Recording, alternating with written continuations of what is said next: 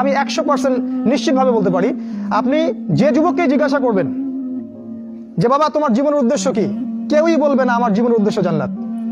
Challenge করলাম, আমি জিজ্ঞাসা করে দেখি, কোন যুবক বলবে না আমার জীবনের উদ্দেশ্য জান্নাত, বলবে না। তার জীবনের উদ্দেশ্য চাকরি, অথবা একটা অ্যাফেয়ার, অথবা পলিটিক্যাল পাওয়ার, অথবা স্ট্যাটাস, অথবা জমি বাড়ি, অথবা গাড়ি। কারণ সমাজ এবং পরিবার তাকে এটাই শিক্ষা দিয়েছে, নিজের পায়ে দাঁড়াতে হবে বাবা তোমাকে। তো প্রথম যে কাজটা তারা করেছে সেটা হলো তারা আপনাকে আপনার জীবনের উদ্দেশ্য থেকে সরিয়ে দিয়েছে।